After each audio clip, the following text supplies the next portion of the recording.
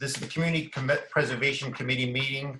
We're doing this through virtual, it's a virtual meeting through Fall River Government Television. You can get it on channel 18 at Fall River, frgtv.fredtv.us. Again, it's also on channel 18.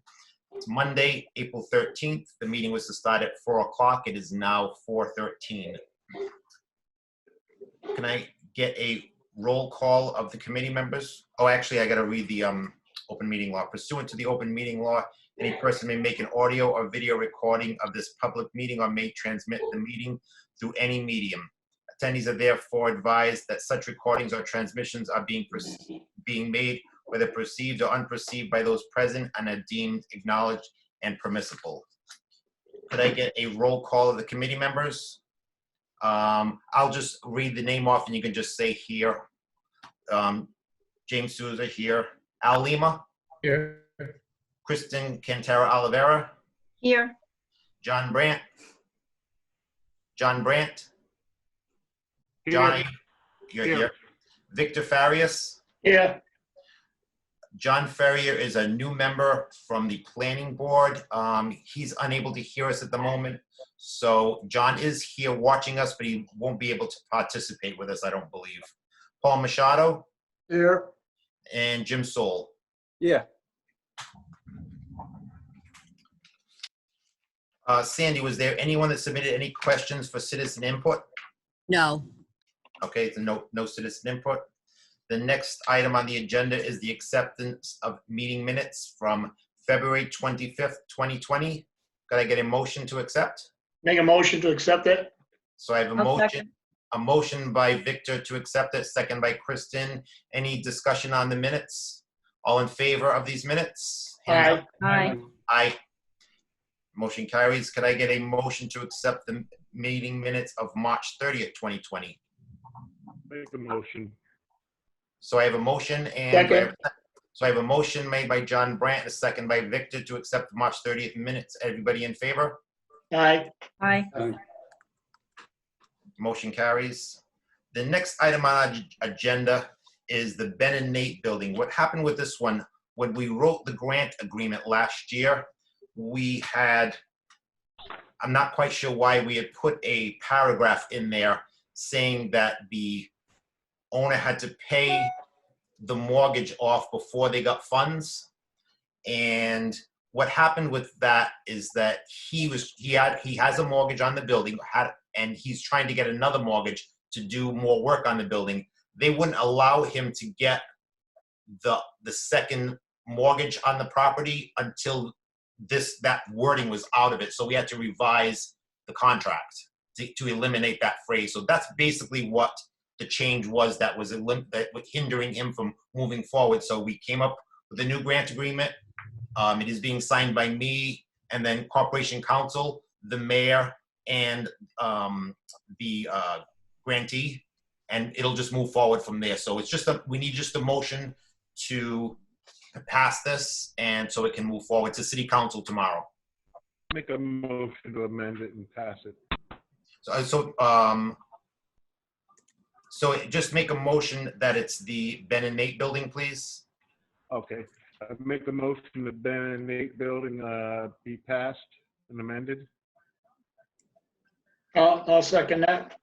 So I have a motion and a second to amend this agreement. Any discussion on this item? All in favor? Aye. Aye. Any opposed? Motion carries.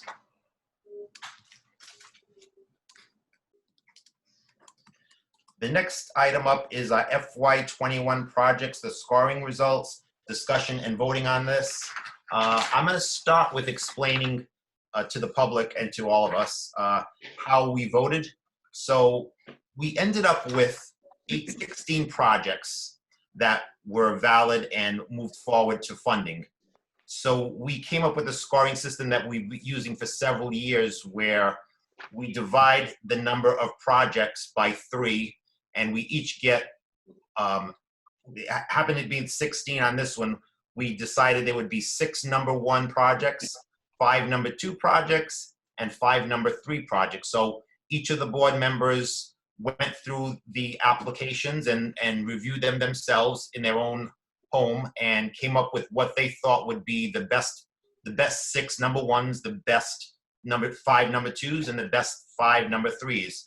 So we scored, we emailed all of our responses to our administrator, Sandy Dennis, and she tallied them up. And what it did was they fell into order as far as the item or the project with the lowest amount of numbers was the most favorable, and the one with the highest amount of numbers were the least favorable. So we have the list in front of us, which I will kind of, I don't know if I can show this to the public in any way, not sure, but they're in a categorized list now by the lowest number to the highest number. The lowest number being the best project, and the highest number being the least favorable project, I'll call that. So does anybody want to discuss anything else on this particular score sheet? I mean, we obviously all voted. John Ferrera, however, did not vote. This is his very first meeting, so he abstained from this process just because it's literally his first meeting here. But he is watching this on Facebook, I believe now. The next thing I'd like to bring up before we get to our projects is the funding source and how much we have in our account for that. So does everyone have their funding sheet in front of them? Yes. Yes. So Sandy spoke with Jen Argo, the city auditor. She came up with the projected FY21 CPA sources. The estimated local tax revenue, again, this is a projected number of $1,168,089. And then an estimated or projected match from the state. They match the Fall River CPA at 11.5%. So their estimated match for FY21 will be $134,330. That total comes to $1,302,419. I'm sorry, $1,302,419. In FY20, the money that's left in that account gets rolled over into that account also. At the moment, the funds that are undesignated and in the fund balance is $49,077. And then we have to subtract out open projects from that are not completed yet. So funds that are there but not administered yet.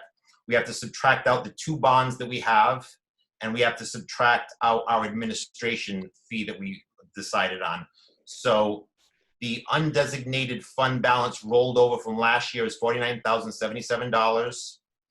We have to subtract out the projects that are not finished and there's still funds available to use, $248,930. In the bonds to subtract, there's $138,000, and our administrative budget is $45,000, which leaves us a balance of $919,566. So that's literally what we have. So out of that, if you look on the left-hand side, we're required as a CPA to allocate 10% of our funds to open space, 10% to historic preservation, and 10% to community housing. Those 3 totals, the 10% of each one, is $130,242. And from last year, there is still money in the housing category of $3,500, and in the open space there is $2,750. So at the total available, $919,566, the majority of our projects are preservation. So we have to subtract out the open space and community housing, and that budget pretty much is what's left in preservation, which ends up being like $619,082. If you take the $919,566, subtract the open space 10% and the community housing 10%, you're left with $619,082. So does that, am I confusing people? Does that make sense? Anybody can chime in if they, No, I'm also, I'm following it.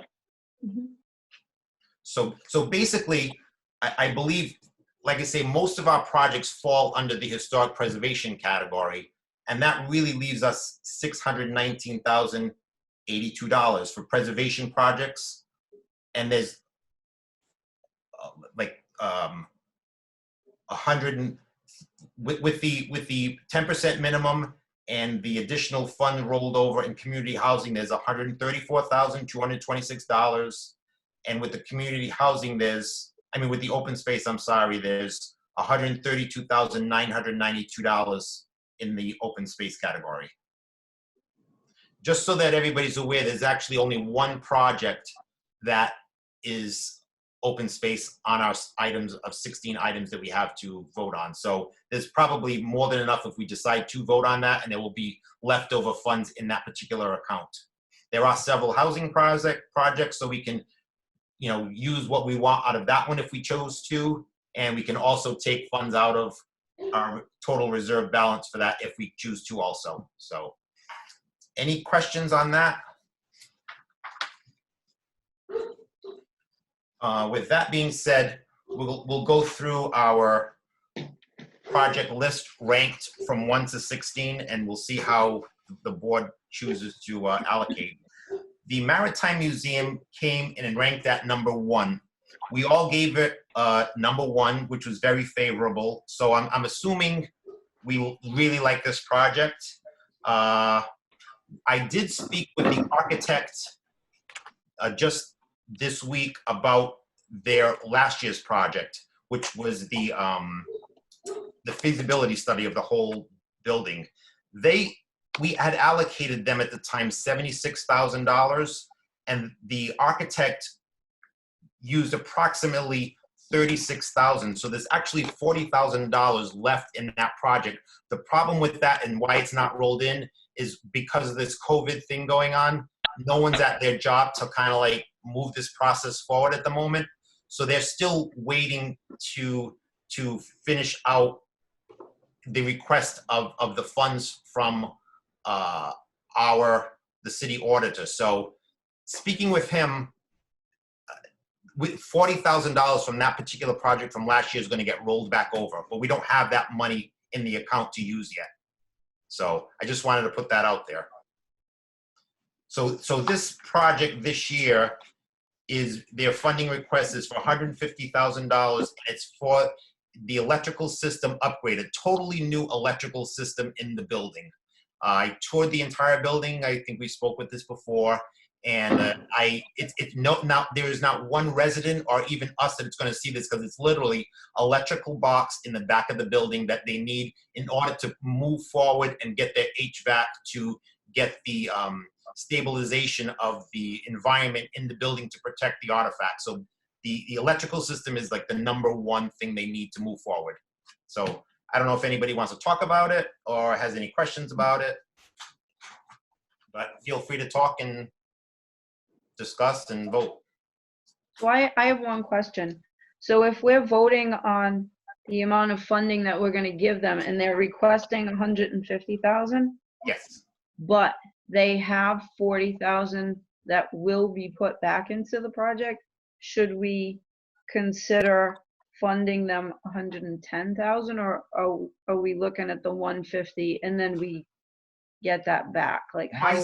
Well, my suggestion is I'm not quite sure when that 40,000 is going to go back. So if we do it, I don't know when that 40,000 is actually going to be there. That's my only reservation on that. I would be inclined to vote for the entire thing, and then we'll end up having $40,000 for possibly an emergency down the road, or that would be my suggestion. Because like I say, with the way we're moving with this COVID thing, I don't know when that funds is going to be back in there. Go ahead, Jim. I just want to add that, I like Kristen's thought process, and I would like to do that too, except that I think because the original agreement probably had specific language on what the money was going to be used for, that'd be probably a cleaner idea to just vote for the whole amount, and hopefully we'll get the other $40,000 to roll back Okay. soon. That makes sense. That makes sense. Any other questions on this project? Or would anybody like to make a motion to the project? Make a motion. Jim sold. When someone makes a motion, I'd like to be a little specific on the exact motion, because when Sandy writes the grant agreement, we actually use the motion that's made to write it out, so it's exactly what it's for. So if you elaborate a little bit on the motion so that we know. All right, so I want to make a motion to, for $150,000 to the museum for the HVAC system. No, it's not for HVAC, it's for the electrical Oh, for the upgrade. electrical, for Okay. the electrical system. Right? Yes. So I have a motion and a second to fund the Maritime Museum $150,000 for an electrical system upgrade. Is everyone in favor of this project? Can I mention something? Yes, go ahead, Sandy. Okay. To include moving the current electrical box only because it's going to involve obviously some light construction. Okay. So if you want to resubmit your motion, Victor. Okay, so I'll make a motion that we grant them $150,000 to remove the old electrical box and put in the new electrical system. That okay? Including construction costs? Including construction costs. Okay. So I have a motion and a second to fund the Maritime Museum $150,000. Is everyone in favor of that? I didn't get the second, Jim. Who seconded it? Al Lima. Thank you, Al. Thank you. Let me know when you're ready, Jim. Sorry, I'm forgetting you're typing. I know, I'm sorry. I'm good. Okay. All in favor of this project? You just Aye. want to raise your hand so we can see it in the screen. John? Anybody opposed? The motion carries. The second project that was ranked is the Little Theater. There were 6 number 1s and 1 number 2 to this one, so I brought it to the second category, to the second rank, shall I say. So the Little Theater is asking for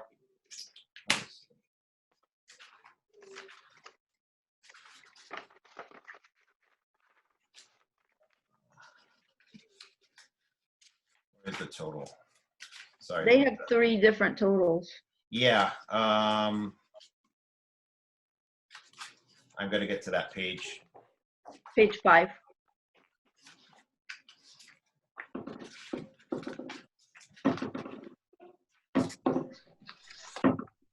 What's the total, Kristen, if you want to just say it?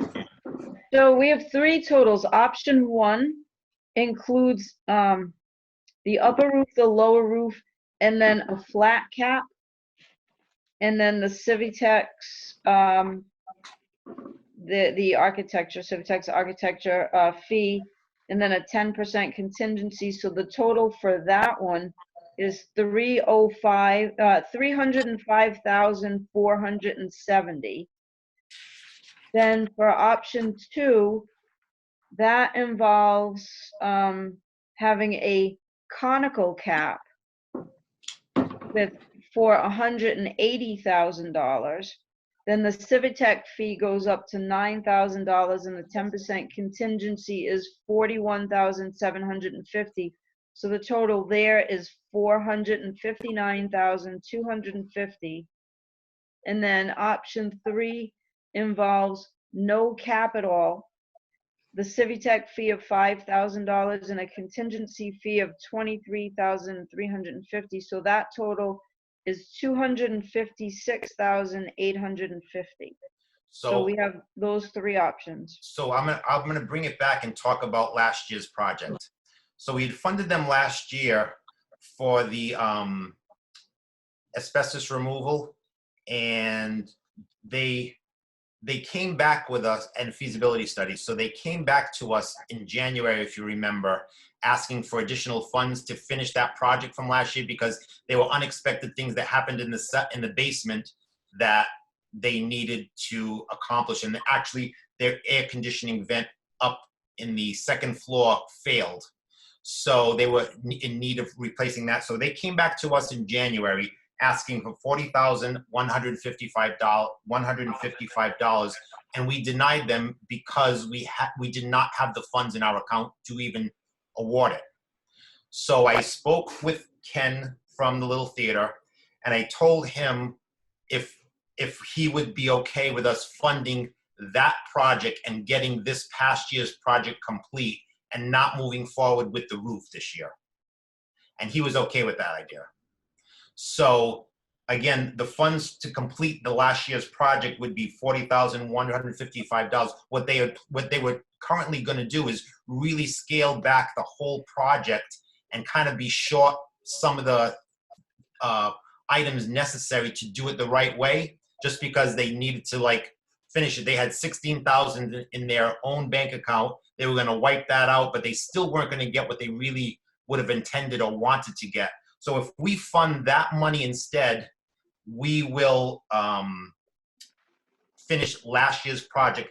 Also, that $40,000, if you look at your projected funding source, from last year's reserves, we still have $49,077. So I would kind of recommend that the $40,155 come out of the reserves from FY20. This way we can appropriate that money to them like immediately so they could finish the project, as opposed to taking it out of FY21.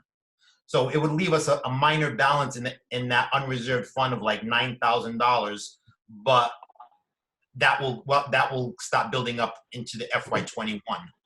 But that would be my recommendation on that. If anybody has any questions they want to ask, go right ahead. I think that's a great idea too. I think so too. I just want to make a comment. I think it's a great idea. And also that 40,155 will come off of that 919,566. Okay. But the good thing is you can use it for this year right away.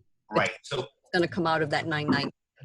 yeah, because what we'll have to do with this, if we pass this, we will come up with a grant agreement for them, and they'll actually get it as soon as we can possibly get that accomplished through the city council. This way, the funds will be there already within hopefully a month or two for them to continue that project along. Again, we won't, but they'll have to come back to us next year with the application again if they want to continue on with the roof. So would anybody like to make a motion on this in any way, or?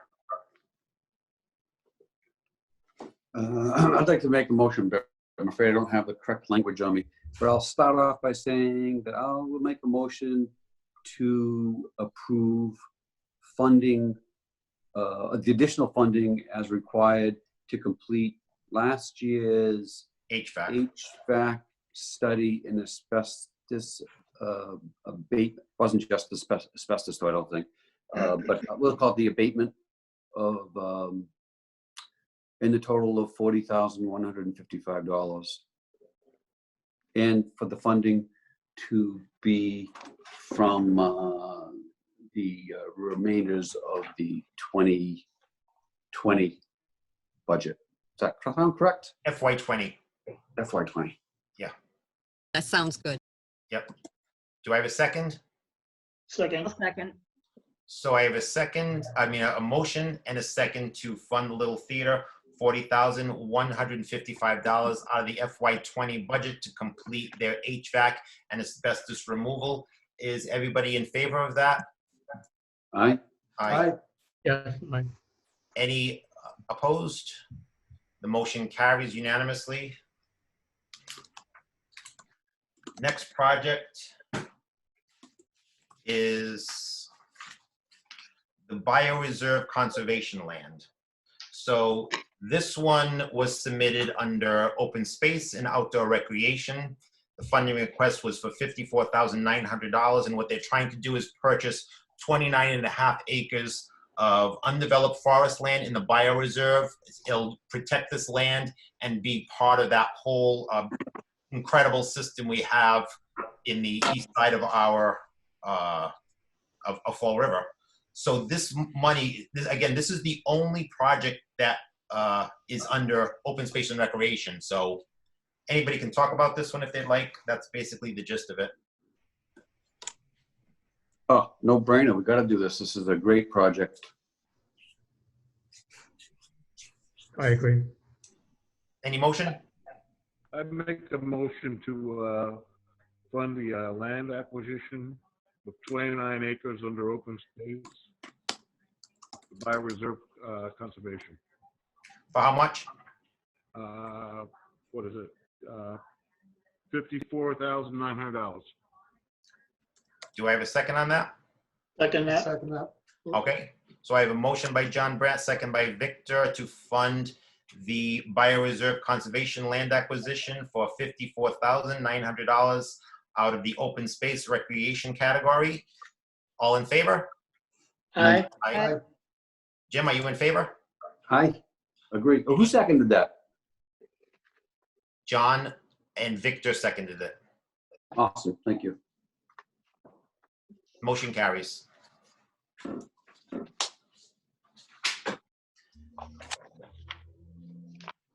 The next item on the agenda is the Lafayette Durfee House. This one came in 4th place. There were 5 number ones and 3 number 2, I'm sorry, 5 number ones and 2 number 3s. So this project is under the preservation category. We have funded Lafayette Durfee several times. They are having a little trouble right now finishing up their prior year project because of all of this COVID-19 thing. I spoke to them. They had planned on finishing it in March, but this put a kink into it also. It is in the process of being completed, but the COVID-19 thing kind of put a little wrench into it. But they're asking for $130,000 for an upgrade to make this building ADA compliant. It will have a ramp in the back. It will be in the back of the building, so it won't be seen from the front. And there'll be a mini elevator, or not, isn't it called an elevator? The little, It's like a lift, I think a lift. A lift, yeah, that's a good answer. Yeah, lift, so that a wheelchair could go into the lift, bring it up to the first level, and that person can actually go inside the building. And speaking with David Jennings about this, and I asked him about ADA compliancy. I said, how about the second floor? They're not required to go to the second floor. As long as they have people that can get into the first floor, and they live stream if they were planning on doing anything from the second floor to the first, they have the computer, which they do have Wi-Fi access, that will cover that problem. So accessibility is how it should be for ADA compliancy, according to Dave. So again, they're asking for $130,000 for this upgrade. So one thing can I say, Yes. isn't it true also that they need to be ADA compliant if they can receive other funding from community development agency? He said that, yes. So to me, that puts even more importance on this, because then it opens them up to extra sources of funding. Yeah. So that, so any extra sources of funding they get is always good, because then it won't always be. Agreed, yeah, As well, so. yep. So. What about not finishing the earlier grant that they got last year? What's that? Well, what about them not finishing the grant that they got last year? Well, the reason they haven't finished is because right now the contractor can't work because of the COVID-19 thing. So it's kind of not, it isn't out of any fault of their own. Their contractor won't come and finish the work because of that. So, I mean, it's up to our board to make a motion to pass it, not pass it. Can I speak to that? Just for a quick second, I want to speak that the preservation side is actually using the same contractor for our window project. He's a preservation specialist. He's one of the few people who qualified to do some of this work. We can even contact in the area. And I really believe that it's through no fault of the Lafayette Durfee board that the work isn't getting done. This is strictly because the contractor himself can't complete the project right now because of the pandemic. We're in the middle of our window project too, and we're in the same situation. I'm comfortable funding this project anyways. Any other discussion on it or motion on it, or? I'd like to make a motion to fund the Lafayette Durfee project for $130,000 to make it ADA compliant. I'll second it. So I have a motion and a second to fund Lafayette Durfee for $130,000 to make the building compliant with ADA specifications. All in favor of this project? Aye. Any opposed to this project? The motion carries.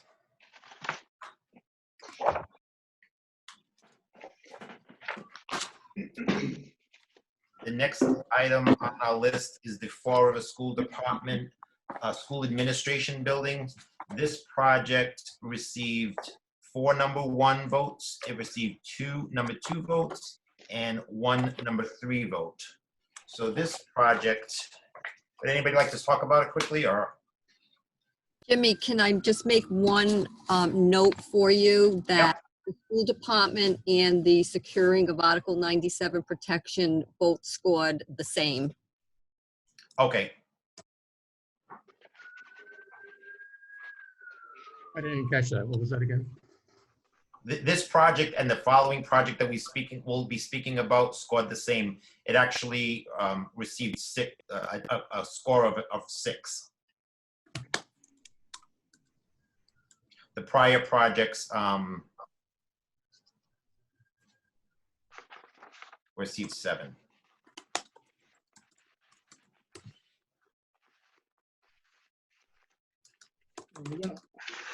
Well, when we originally talked about, the last time when we talked about the school administration building, we talked about maybe considering partial funding to do a study. Is that something we're still considering, or is it just for the windows? I mean, the chimneys and the windows. What are we thinking?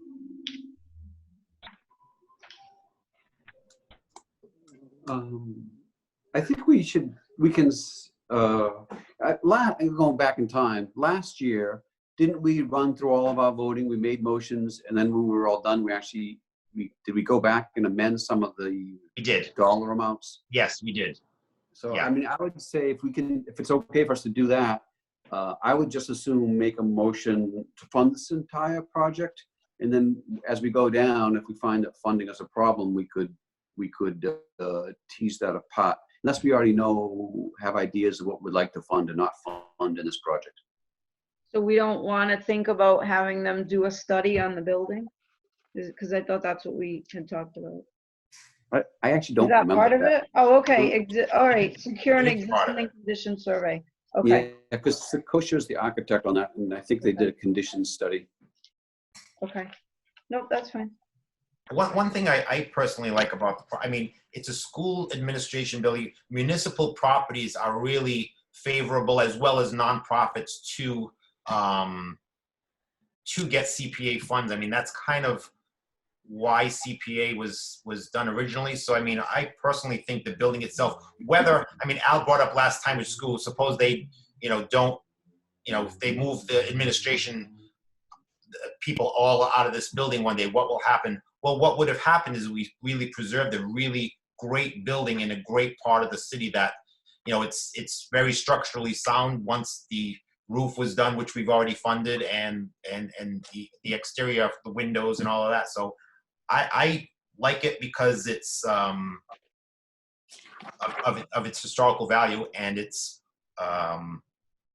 prominence down on Rock Street too. Plus, they use it all the time. It's Yeah.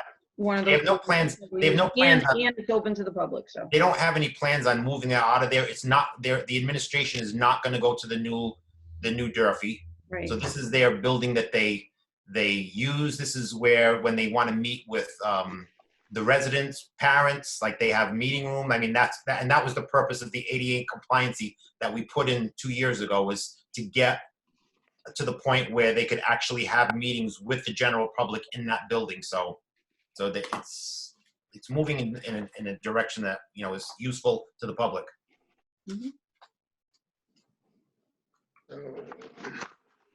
Anybody want to weigh in on it?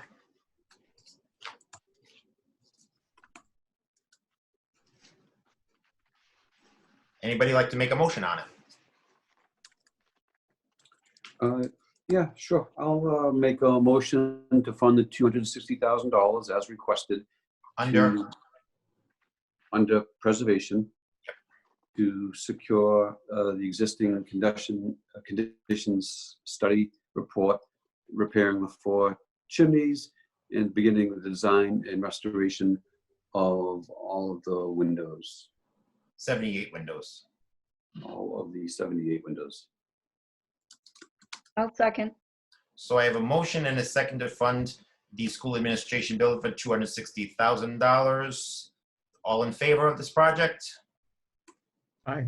Anyone opposed to this project? The motion carries. I'm going to vote no, sorry. Okay, so there's 6 voting yes and 1 voting no, which is Paul Machado. You got that, Jim? Typing it in. Okay. Sandy. Are you there, Sandy? I am. So are you keeping a running total by any I chance? am. Yep, and I've got it separated with all 3 categories, and I will tell you right now on your historic preservation, hang on, I have 580,155. correct. And you have $695.82 to spend. So you have a little more than $100,000 to spend on historic preservation. Left? Yes.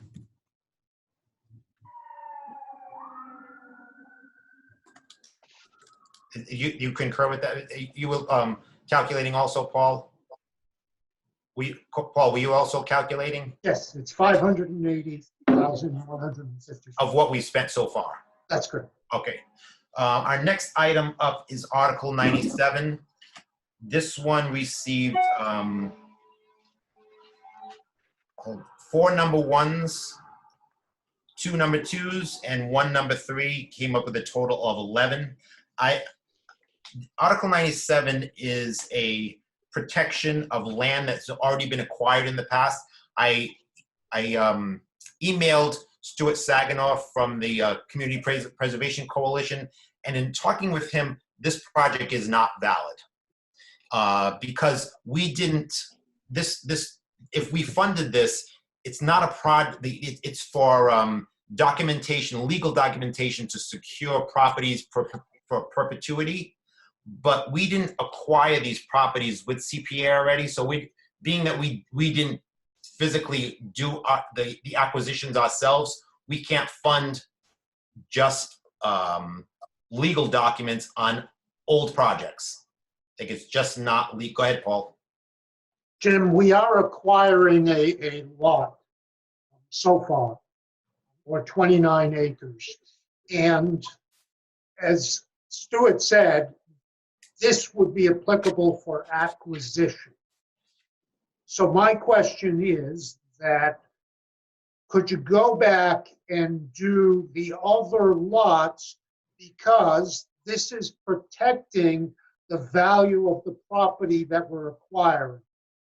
Because obviously, if this important Article 87 protections are not in place, they could ruin the value of, what's the value of the lot that we're acquiring now if it's not preserved?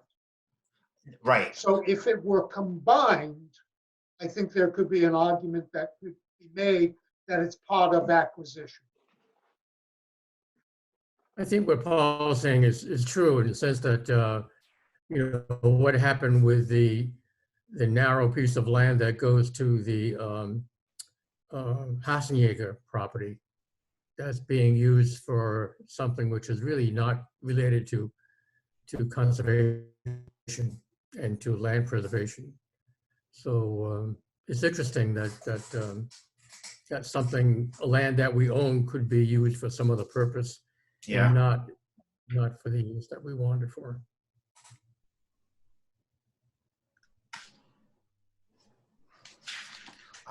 I mean, did everyone receive the email that I sent from Stuart? So I mean, one of the things that we need to look at as we go through project is the allowable usage chart. So I mean, obviously this project would be under open space, but we're not like, so it has to fall into the category of a yes or a no. So on this project, we're not acquiring anything. We're not you can't acquire Article 97. We can't create Article 97. We can't preserve Article 97, and supporting it is a no. So what verb falls into the category of this project is my.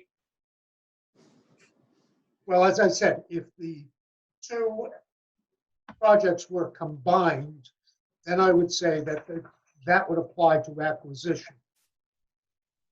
But but the Article 97 request, is it actually referring to the same land that's being purchased with the other application? I believe it would apply to the property that's actually being acquired with this particular grant, but it would also apply to other properties that were previously acquired. However, if those other properties are not preserved, then the value of what we're acquiring today is meaningless. So I'd say it's part of acquisition if they're combined. So you're saying we could alter the language of the agreement to say that we'll fund it, but only as it relates to the land being purchased, period? Well, they'd have to be combined. So it would have to be Article 97 for purposes of protecting that particular lot, but also for protecting the value by doing the other deeds. Yeah, that's where I think it gets foggy, because it seemed like, I thought Stuart said that it really can only be applied for when we're actually purchasing the land. And we got plenty of money, so it's not for the under land open space. So Is there a way that we could vote on tentatively and then run it by Stuart and see if it applies? well, I think Jim ran this by him very specifically. Right, Jim? I did. Did I send everybody the answers to the questions? Yeah. And the answer is it applies to acquisition. So Article 97 protections are appropriate. That's something you can fund when you're acquiring the land. What I'm suggesting is that we're actually acquiring the land, but the Article 97 protection just for this lot is actually meaningless unless everything else in the bioreserve is protected. So I'd say it's part of acquisition if they're combined. So Paul, this is Sandy. What you're saying is this securing Article 97, like for instance, just hypothetically, I would make a motion to fund securing Article 97 protection and conservation land specifically for project funded in FY21 bioreserve conservation land in the amount of $54,900. That's correct, because preserving the other, putting Article 97 protections on the other properties assures the value of this property that we're acquiring.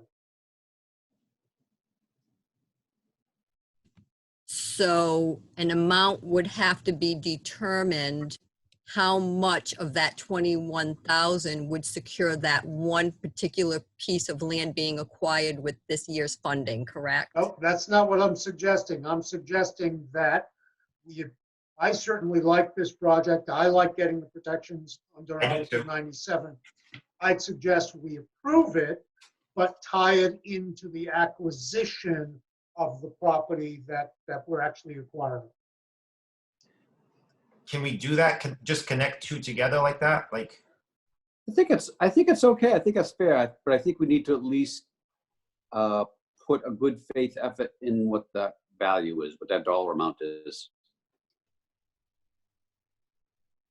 I mean, we alter applications all the time based on our recommendations.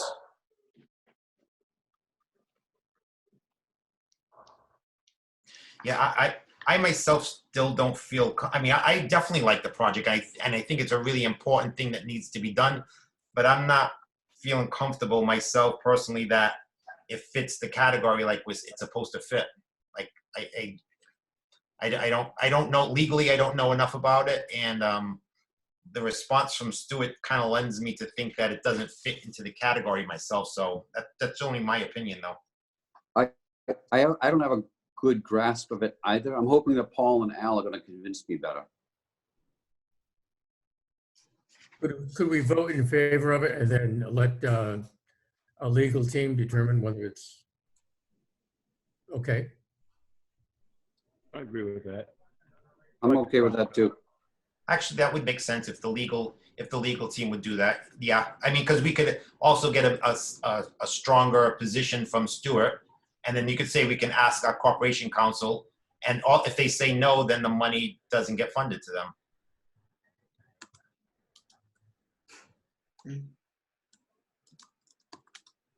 I think that would be. So, Paul, I don't know if you want to ready to make a motion and explain that exactly how we plan on making sure we dot our I's and cross our T's on it first. I make a motion that we approve funding in the amount of, could you remind me what the amount is? The amount was 21,000 even. 1,000. I make a motion that we approve funding in the amount of $21,000 for Article 97 protections related to the acquisition of 29 acres in this year's budget, and also to protect that property long-term.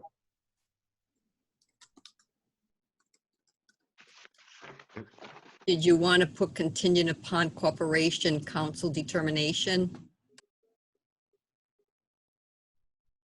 Yes.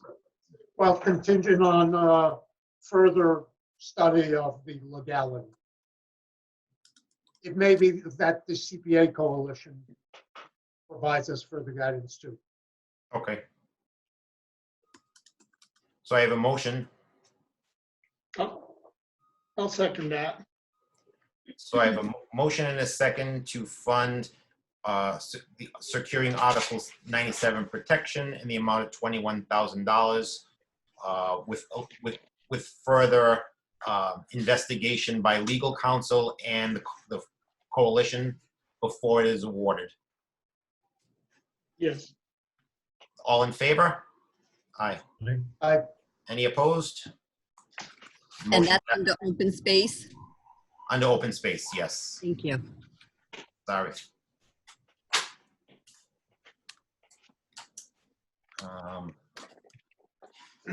The next item up is preserving historic Fall River Water Department documents for $30,000. This is under historic preservation because this project is literally digitizing legal documents that have been are from the 1800s to preserve them and to be able to access them because they are very fragile at this point. So does anybody want to discuss this one? Well, what ranking did it get? It got a rank of 14.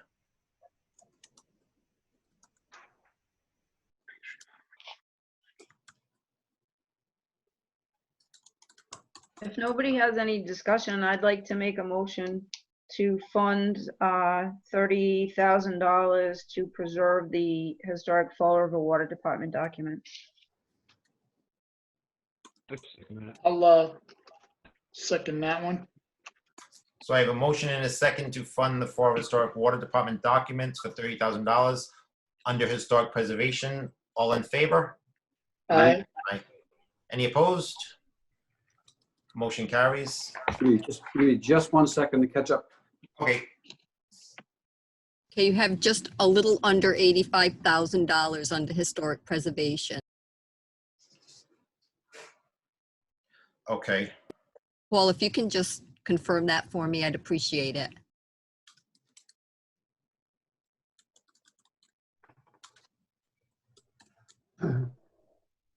We're up to 610,155.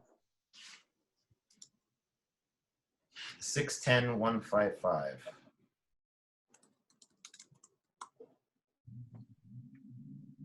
So, and what do we have left possibility under historic preservation? Because it looks like we have like $10,000 left.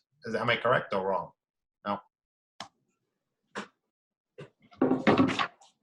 A little less than 85,000. Because 8,500, wouldn't it be? yeah, 85,000 seems like too much. No, 8,500. Well, you know what? Take a moment and recalculate. That's no problem. Like we can wait with no problem. Just we started off with 619. I'm not doing the calc. Sorry, Okay, so you can spend 695,082 under historic preservation, and you've already spent 610,155. Is that subtracting the $40,000 for Little Theater also? From FY20? Sandy? Let me look at that, okay?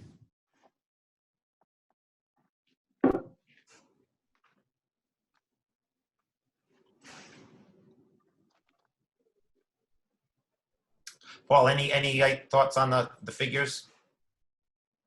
Yes, that includes deducting Little Theater. Paul, is anybody else calculate? I'm not calculating as I talk. I apologize for that, but I don't know does anybody concur with that figure or no? I'm just adding them up, Jim. I didn't subtract from the maximum. We can wait a moment.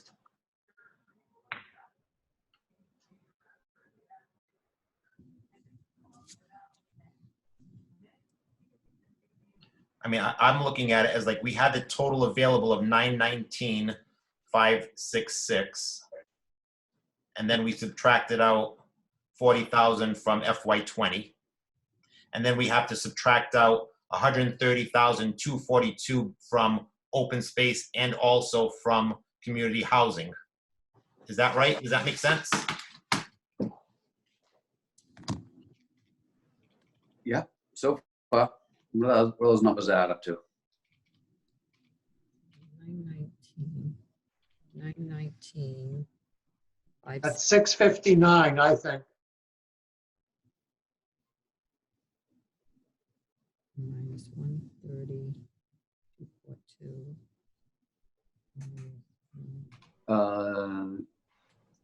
No, it should be less than that because we have to deduct the $49,000 from last year's budget. We can still use that $49,000, but just technically it's from. No, that just gets rolled over to FY21. But we decided at the very second project that we would use $40,000 out of that, right, out of the unreserved fund for Little Theater. Correct.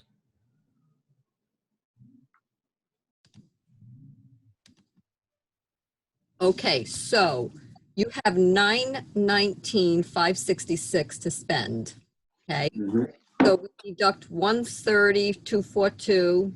You deduct 130,242. That's for open space and community housing. So that would leave you with 659,082, okay? So already you've spent nothing in housing, and you've spent 75,900 under open space, and you've spent 610,155 under historic preservation, and you have 659,082 to spend in historic preservation. But you didn't subtract the $40,000 from Little Theater. Yes, What's that? I did. $4,155,000. It's 40,000. 40,155. I deducted that.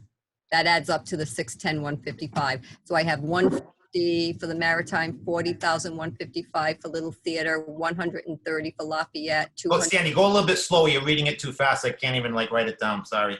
Okay, that's okay. 150,000 for the Maritime Museum, 40,155 for Little Theater, 130,000 for Lafayette, 260,000 for the school department, and 30,000 for the water department documents.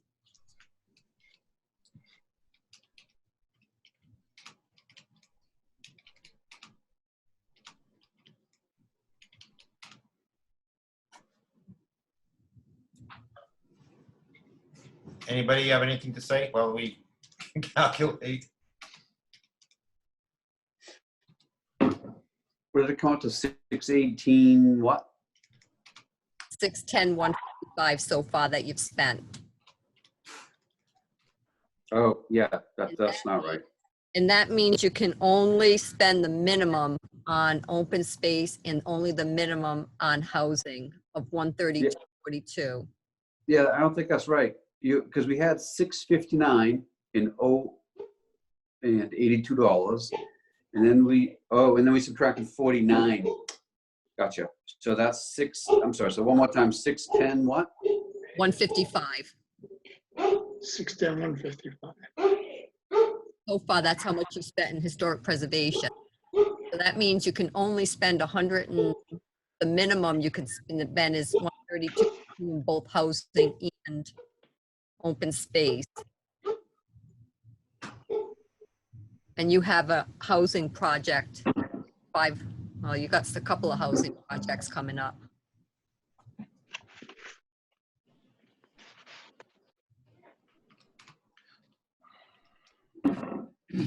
For the sake of these, we had 659,082. Yep. Since we're not separating the way we're gonna budget that last $49,000, how about we don't subtract that? Why don't we just subtract the amount we want for Little Theater, which is 40,125. 155. But am I wrong to think we only have like $48,900 left to spend in preservation? Yep. Correct. That's right. You have 130,242 to spend in housing, and you have you've already spent 70, or almost 76 already in open Okay, space. so we'll move forward. We'll move forward with the projects knowing we have literally 48,927 left to spend in preservation. There is some funds in housing, and we have funds in open space. Yep. Correct? Yep. So we'll go on to obviously some things are just going to fall out because they will. Right. So the next project is 5636 Water Street. It was a project for a existing condition study for $22,000. Anybody have any comments on it?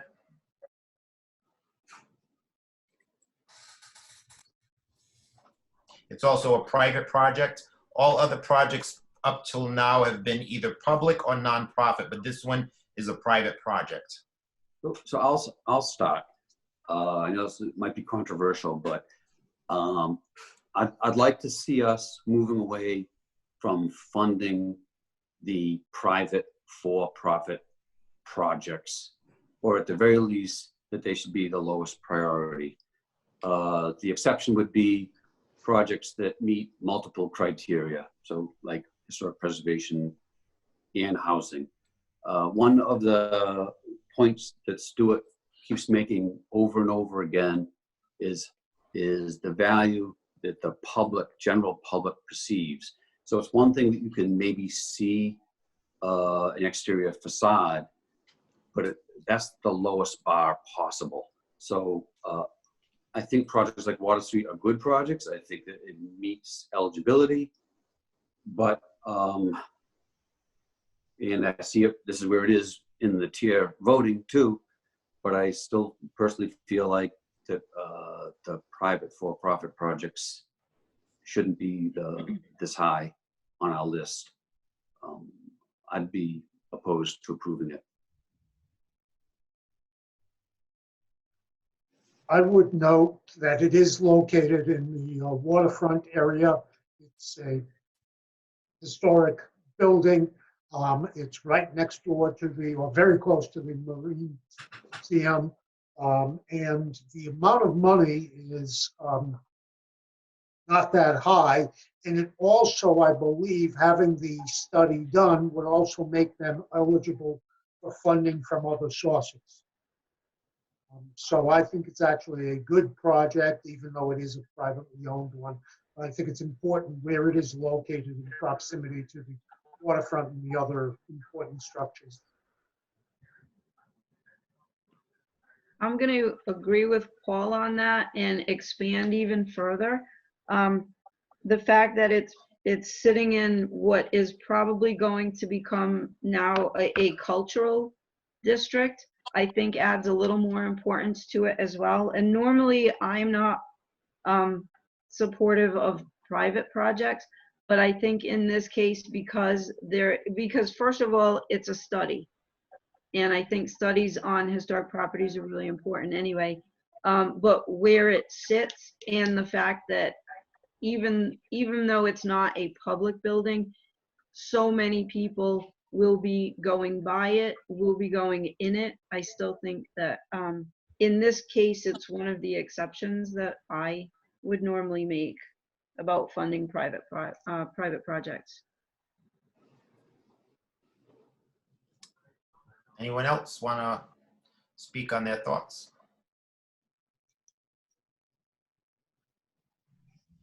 Would anybody like to make a motion for anything?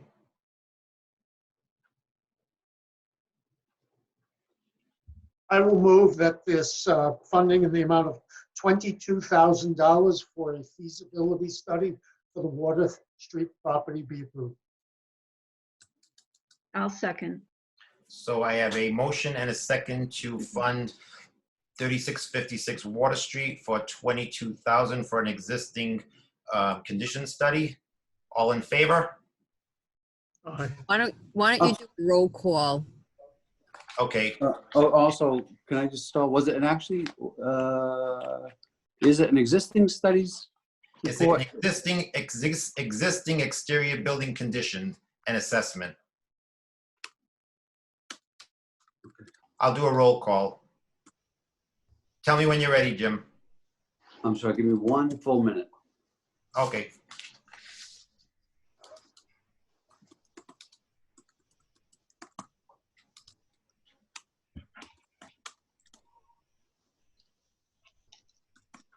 Existing condition study report and Existing exterior buildings condition assessment. okay.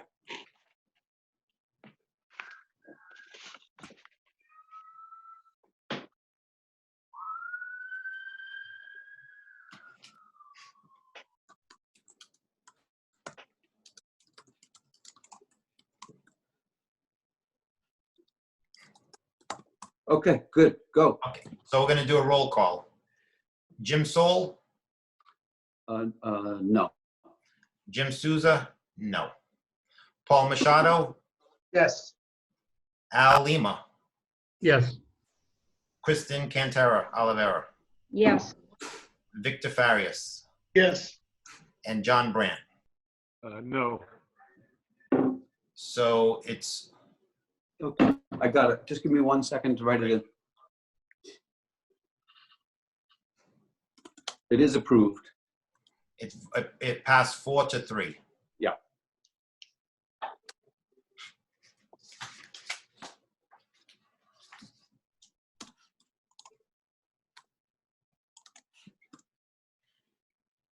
So there's 26,927 in the fund that we can fund either preservation, or it could go into the other accounts if we wanted, if we so choose to fund.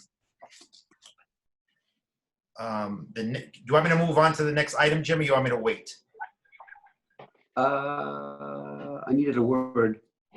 What's Okay. that? I got it. Okay. So the next item up is the Eagle Event Center that got a number of 14 votes, 14 rank. So this one is being asked for $56,730 under historic preservation. We have $26,927 left that we could possibly use under historic preservation. Is that correct? Yeah. Am I right, or is that wrong? If anybody wants to check my thoughts. Oh, that's right. That's right. Yes, Al, go ahead.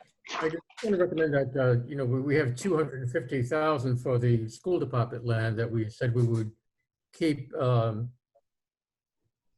in escrow, so to speak, in case other projects come along. Mhm. Yep. So- What about it? Well, I just say that's something that we should look into. Go ahead, speak. Go ahead. Hmm? You can speak. Go ahead. No, I was just saying that if we do have to go into other projects, that would be one project that we might want to Look at to take funding from. take funding from. So if you want to make a recommendation, feel free to talk. Let me start. I'm gonna repeat what I said before. Was again, this is a privately owned, for-profit project, and I myself am having a hard time voting with projects like this, especially when they only meet one criteria. Stuart has told us over and over again that it really needs to have the best public use. And so it's not that it's a bad project. It's not that it's ineligible. It is eligible. It's a good project. But we still have other projects here that could use funding. We've got municipally owned historic buildings that are going to be neglected. We've got other projects that could be done, and to put private projects ahead of them, it's just wrong. And remember, it's taxpayers' dollars, and that's all I have to say. I would probably not vote to approve this project. Anyone want to advocate for it, or anybody want to agree or disagree, or any thoughts on it, or do you want to make a vote? Does somebody want to make a motion?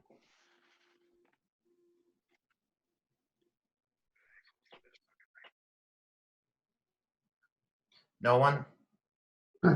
I'll move that we not fund the project, the Eagle Event Center project. Anybody? I will second that. So I have a motion and a second to not fund the Eagle Event Center project. Any discussion on the motion to not fund it? Jim, I would do a roll call again. Yep. Just so you know. No discussion on the motion, so I'll take a roll call on this one. This is to not fund the project, not fund the project. Jim Soul? Aye. So this is a motion to not fund. So a yes means we're not funding it. Yes, Jim Soul? not funding. Yes, not funding. Jim Souza, yes, not funding. Paul Machado? Yes, I vote yes to not fund this project. Al Lima? I'll vote the same, yes to not vote. Kristen Olivera? I vote yes to not funding. Victor Farias? Yes to not funding it. And John Brandt? Yes to not funding. Okay, the motion passes. Jim, I don't think you voted. Record. I didn't. I'll vote. I vote yes to not fund. I thought I did, but maybe I didn't. Thank you.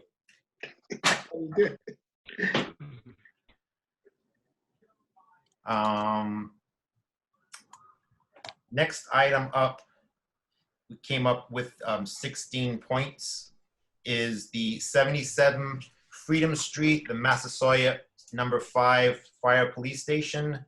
They were looking for funds of $107,610,000. We approved it under historic preservation and community housing.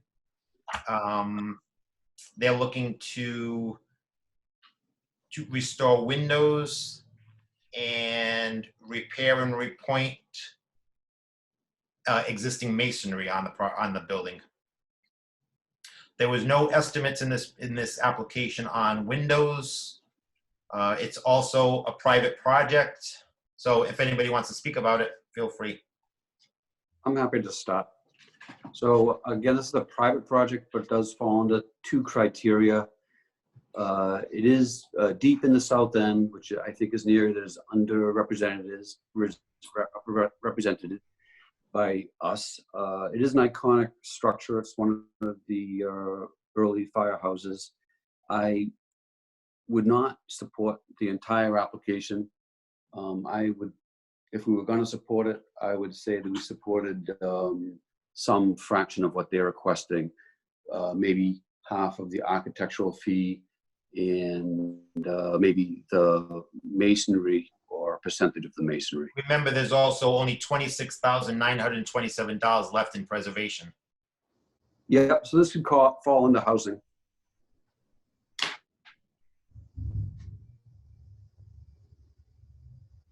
Anybody else want to comment on it? Paul, go ahead.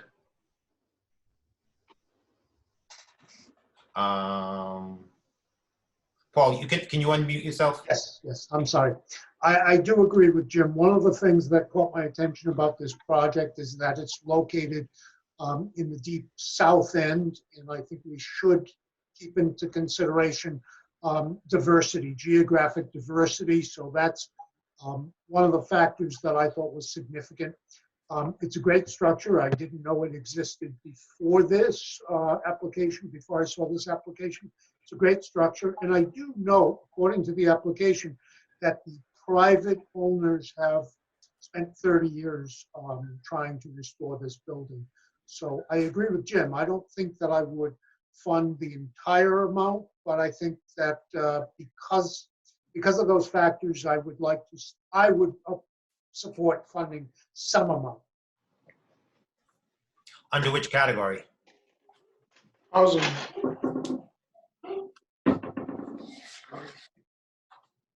Do we have to specify if it meets the criteria of housing and historic preservation? I would suggest that we put it into the housing category,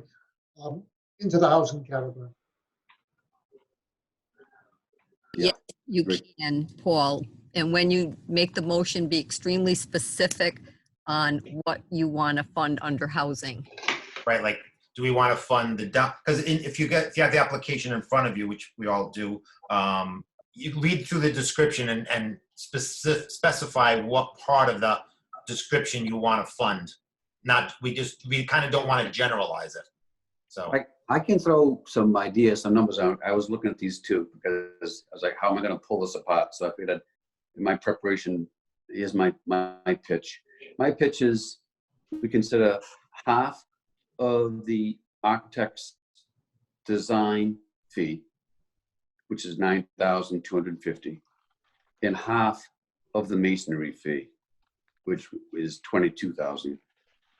And then that brings down to a little under $33,000.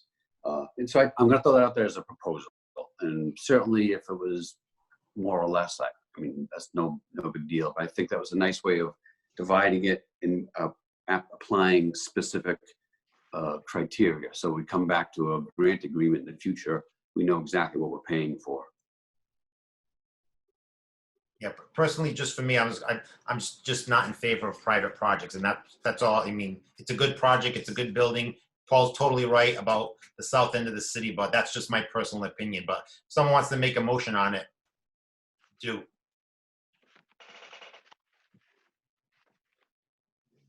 Since we're hesitating, what is the dollar amount we have under housing, Sandy? You said it was one it being like 133? Under housing, because we haven't done, 130, 242. 132.42. But we had some left over from the previous year, right? right, so it's 134,226 under housing. If you add 130,242, which is 10% of this year's projected funds, plus add the housing that was left over of 3,500, you have 134,226. Is that correct? Yeah, let me just tally it for you, Jim. 134,226. Yeah, 133,742. 133,742. Yep. Okay. Yeah. Yeah, you're right. 133,740 You're correct. is what is in housing at the moment. Yes. All right. So We do. Bill. I'm prepared to make a motion. Yep. I'll make a motion that we approve funding from housing for the dollar amount of $31,250, which would specifically support 50% of the architect's design fee and 50% of the estimated masonry repointing. In what amounts for each category? The architect's design fee would be $9,250, and the masonry work is $22,000. That should be a total of $31,250, all of it from housing. And Jim, do a roll call. Yep, I am. Tell me when you're ready, Jim. Oh, give me 1 minute. So that was a motion. Do I have a second on that? Second. So I have a motion and a second, and Jim's gonna give me a minute, and then we'll know when we can do a roll call. Was that John Brandt? Yeah. John Brandt, yes. Okay. Was that, John, was that you or Victor that seconded it? That was me. John?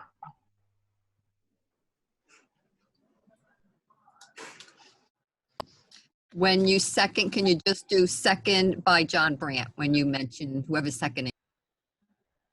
Okay. Thank you.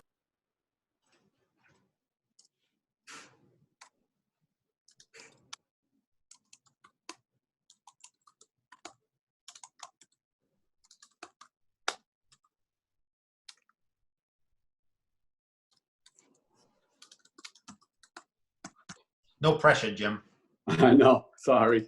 Thank you for all being patient. I'm almost there.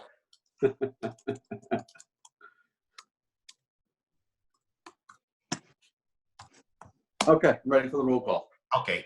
Roll call, Jim Soul, Yes. Jim Souza, no. Paul Machado, Yes, Al Lima, Yes, Kristen Olivera Cantera, Yes, Victor Farias, yes, and John Brandt. Yes. So that's a vote of 6 yeses and 1 no. The motion passes.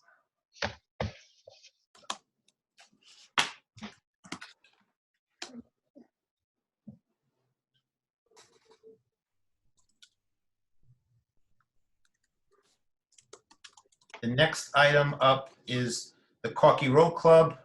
They received 17 points. It is for, they're requesting $50,000 under historic preservation. They're looking to repair the exterior facade of the building as well as reinforce the floor under the bar area with structural repairs. Does anybody want to speak about this project first?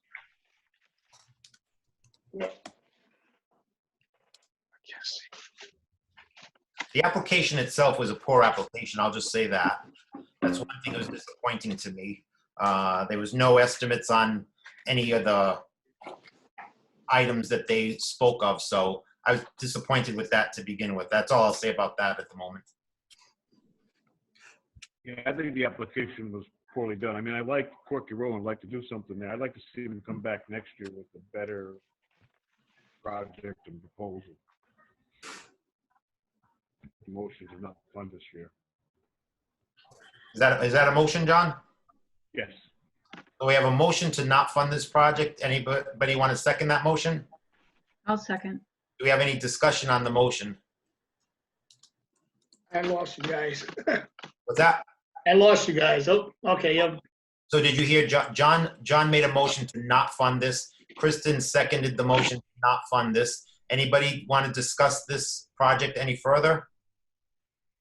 No, I'll just say that we probably should do a roll call since it's a dissenting vote. Yeah, and I also think, I think, like you say, it's definitely, I agree, it's in a great area of the city. It's definitely a good organization. I think we need to reach out to them to help them get a better application for next year, like John said. So we'll take a roll call when Jim's ready. I'm ready. Okay, Jim Soul. Yes to not fund. Jim Souza, yes to not fund. Paul Machado, Yes to not fund. Al Lima, Yes to not fund. Kristen Oliveira, Yes to not fund. Victor Farias, Yes to not fund. and John Brandt. Yes, not to fund. So the motion carries unanimously to not fund.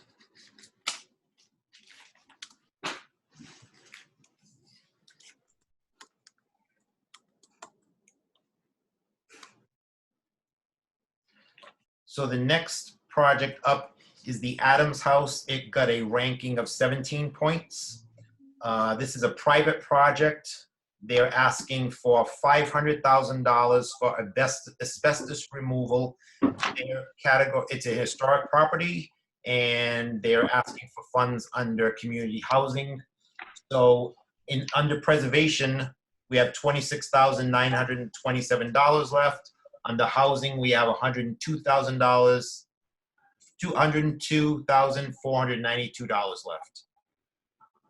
I'm sorry. How much was under preservation? I apologize. $26,927.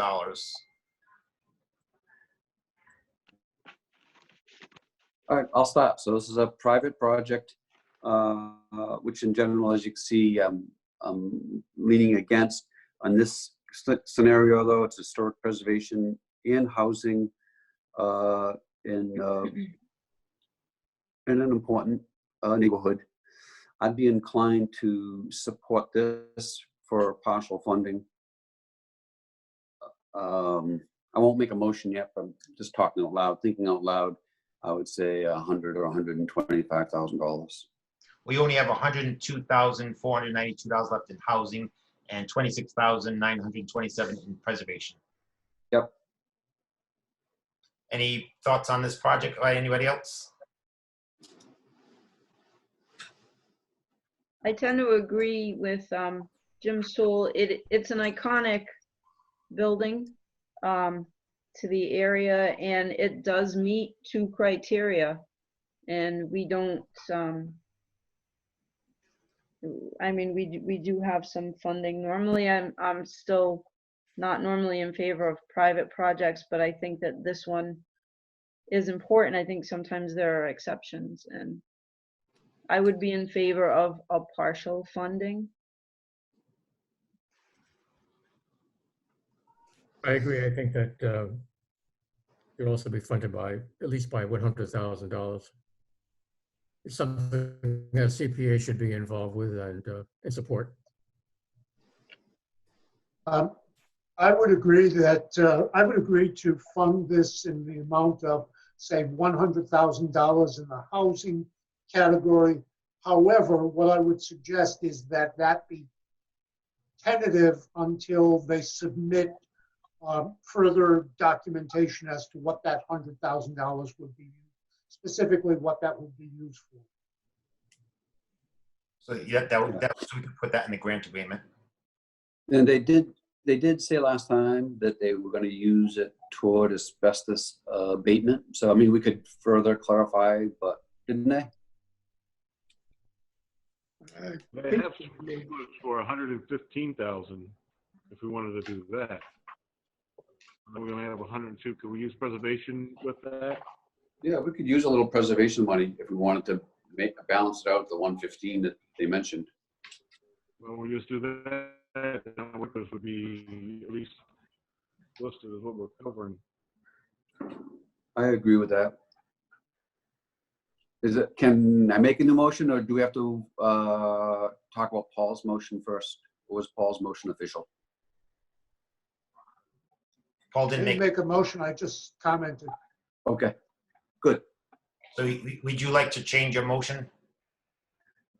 I'll fire it off.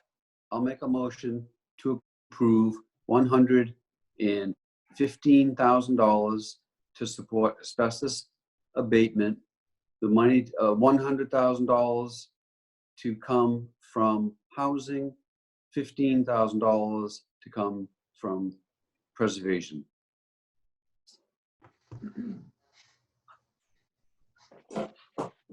Second Would anybody like to second that motion? Second that, John Brandt. So I have a motion and a second to fund this project partially out of housing at $100,000 and partially out of historic preservation for $15,000.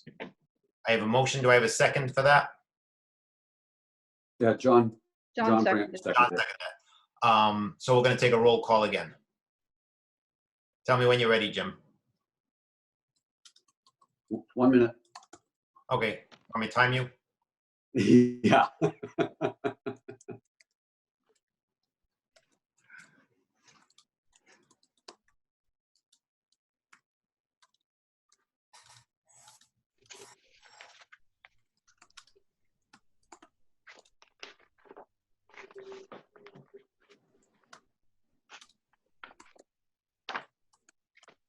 Ready? Jim Soul, Aye. was that a yes or an aye? That's a yes. Jim Souza, no. Paul Machado, Yes, Lima? Al Lima? Yes, Kristen Olivera? Yes, Victor Farias? Oh, John Brandt? Yes. So that's 5 yeses and 2 nos to fund this project. So the motion carries.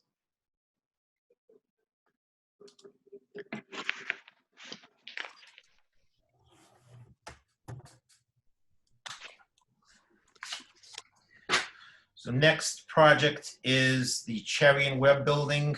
Okay, I just want to interrupt, just to let you know that you've already spent your 647, 155 in historic preservation. You have spent 131, 250 in housing. Right, so what we have left now in preservation is $11,927. And in housing, I'm thinking we have $2,492. Is that correct? Yeah, I'd have to tally it. And don't forget, you don't have to spend it all. You can keep it in your fund if you want, in case something comes up during the year. Does that make sense? Paul, does that seem right? Yeah. So the next item up is the Cherien Web Building. They're looking for funds of $110,000 under historic preservation to put a new flat roof on the building. Again, it's under historic preservation. There's $11,900 on this. So my estimation, if you gave them anything, it's not going to really matter at this point. So does anybody want to say anything on it? Well, I mean, just for the record, we could redirect the money that we'd approved for the school admin. And I'm not making that as a motion. I'm just saying that so no one feels like their hands are tied. Al, any questions? Al, did you want to comment on it, or did you want to redirect funds from the school administration building to this? no, not really. Okay. I'll also add that although I'm pretty sure that is a non-profit organization, I would kind of like to see this sort of project pay for exterior facade that the general public can appreciate again. So like flat roofs I find annoying because the public benefit is really diminished. You can certainly argue that it helps save historic building, but in itself, it doesn't give a payback to the average general public. Whereas the fire museum, where they're going to want a new roof someday, that's an important project because not only is it a roof for an historic building, it's a very important part of the architectural feature that it is seen by anyone who drives by it.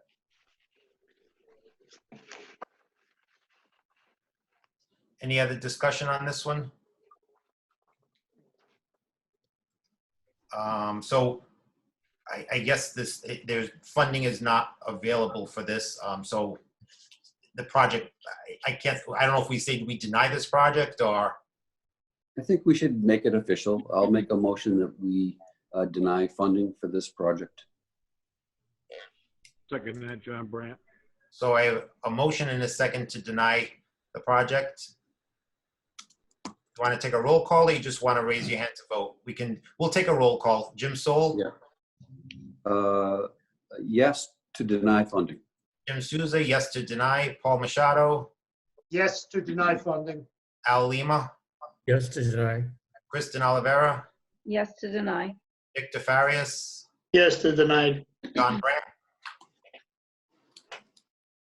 John Brandt? Yes. They're not John funded. Brandt? Yes to deny? Yes. Okay. So the motion carries to deny. The next item up is the Bank Street Armory. They were looking for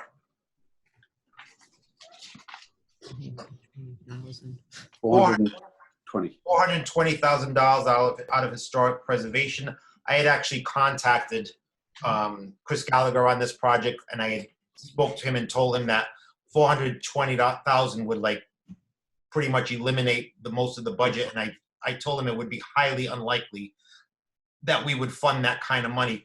He did come back to me and tell me that he would have changed the funding amount to be like $150,000, and his estimate would be for the removal of the vegetation on the north side of the building, as well as repointing that side of the building once the vegetation was removed. But like, I just wanted to put it out there that I did speak with him. That's what he had, came up with as an alternate possibility. But obviously, even $150,000 is more than what we have at this point. So I'll let anybody talk or make a motion or. Yeah, well, I'll talk first. I find this the biggest heartache of the group because I believe this is the most iconic building on our list. I wish the application had been a little bit better. I wish we had more funding. It's certainly recognized under the Preservation Society as one of the most endangered buildings, historic iconic buildings in the city. So I was hoping that there was a way to keep this building moving forward rather than its further neglect. I would say, like the Corky Row project and trying to help them make a better application, I think this is a project we need to go back to the city and really make it a better application and a more reasonable project that we could possibly fund, because it is an iconic building. It's just by not fixing it, it's just going into disrepair. So it's too bad that that's the case. But trying to hopefully make a better application for next go round next year might be a good idea.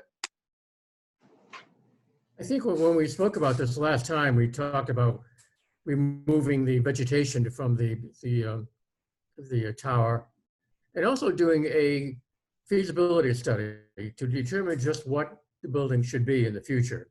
Yep. Because the Community Development Agency doesn't fund museums. So if there's any chance that it's going to be a museum, CDA won't fund it. It seems to me that we should make clear that the feasibility study, well, will sort of delete the idea of it being a museum and that it has other purposes that it could be used for, including economic development of some kind. And it seems to me the feasibility study is very important for the future of that building, because most of the future funding for the building will come from the CDA, possibly. Well, I think that's a good idea. And again, by us kind of getting on board with the buildings and grounds and the park department, because I'm not quite sure where this falls. Parks, I think, owns this building or owns the maintenance of the building, as well as buildings and ground department. So maybe we could possibly get them on board and come up with, like Al's right, come up with that type of an idea. They do have an existing condition study on this building, but it only literally talks to the fact of what's wrong with the roof, what's wrong with the walls, what's wrong with the, or how good or bad things are with the building, but it doesn't specifically triage what's wrong and where it should go. So you're right, Al, with that. So maybe it's our responsibility to possibly talk with them. Go ahead, Jim. So I'm gonna lobby forth a motion, and the motion would require that we make an amendment to the school administration building. And my motion would be that we fund $50,000 toward masonry repairs,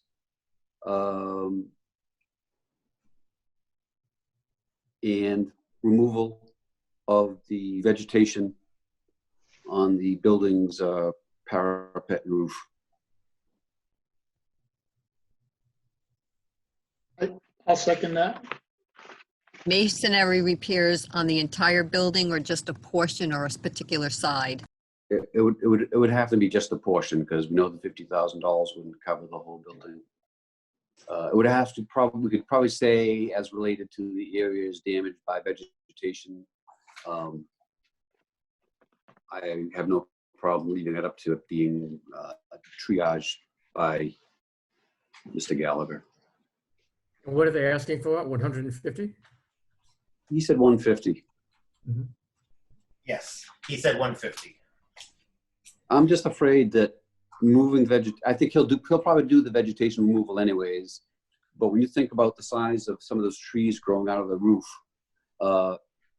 clearly it really should have some of the masonry and repointing done, or it's going to lead to decline of the building. And so maybe we can't fund the full 150. We certainly can't fund the full 420, but to get some work done for $50,000. And that wouldn't insult the school administration project too much, I don't think. Any thoughts on that thought? I'd like the motion to add that there be a feasibility study added to that. So the only thing is, but the feasibility study would be pricey, Al, right? Like, I want a feasibility study, and I think we should be advocating for that. But we're not going to get a feasibility study for that $50,000. And I just feel like if we had to triage, I think that the masonry work trumps the feasibility study at least a little bit. Well, the other part of that is, didn't the park board only agree to a certain part of that? I don't think they agreed to any feasibility study that was done, and I don't think they would, from hearing things that they've said before. Yeah. Because wasn't that addressed, Jim, in an email with Nancy Smith? Correct. Al, go ahead. Al wants to speak for a moment. Go ahead, Al. I was just wondering why you felt that the park board wouldn't approve of that. Go ahead. You want to explain, Kristen, or do you want me to? Well, if you have the email in front of you, because I don't have it in front of me, then you can. No, I don't. I have the email somewhere here, but I'll explain it, Al. So the park board, in order to get any project accomplished, and specifically this one, is managed by the buildings and ground and the park board, park department, I'll say. So they gave their blessing to the proposal the way it was written. So she saw our last meeting, and with us conversing and changing the format of what we think might be a possibility of this building, she emailed me and said if a modification that was not part of the original project was done, that before the project was to move forward or the funding was to be granted to them, that the park board would need to vote on the new project, which would be, if we did a feasibility study, the feasibility study was not part of the original proposal. So if we do say we want a feasibility study, we need to go to the park department to get their approval before we can fund the project. Because they are the whole jurisdiction over it also. Okay, But I think if we don't go that route now, I think by advocating and trying to go in front of the park board and the buildings and ground director next year to say, this is what we really think this building needs. It's an important building in the downtown area. It really needs to move forward. Let's do a feasibility study on this next year. We could do that. I agree to that. And I agree with you that it does need a feasibility study, because it's great to fix it up, but what are we going to do with this building? Yeah, believe me, I really agree too. I want a good professional feasibility study, because to save this building, really, we need to have a plan, and we need to have the right plan and the best use plan. Yeah, like, because what they have now for this building is only an existing condition study. It's not a feasibility study, and they're different. A feasibility study is going to say, what can we do with this building? What are our options for this building? Whereas existing condition study just tells us the condition of the building. That's it. So I agree with you, Al, on that. So do we want to re-rectify this motion to this building, taking funds out of the school admin building? Because we had funded the school admin building $260,000, so we would need to rescind some of the funds from that and then put that into this project if that's what you chose to do, or choose to make the motion for.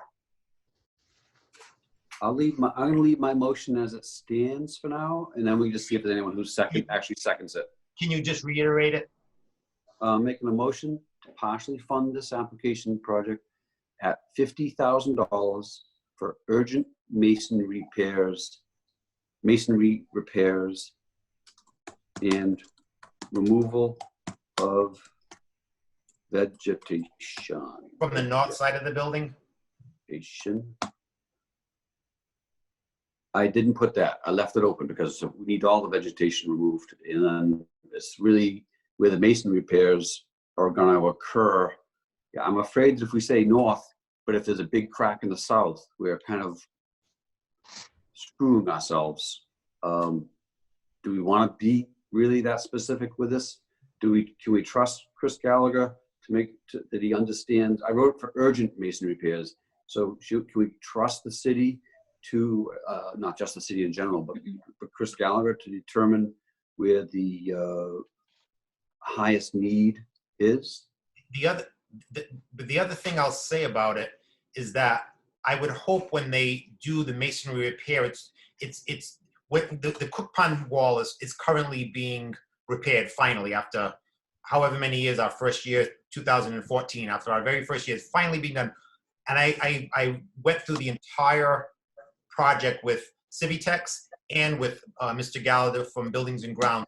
They really are trying to mimic and use the exact same mortar mix to fix this wall to make it look like it was never broken.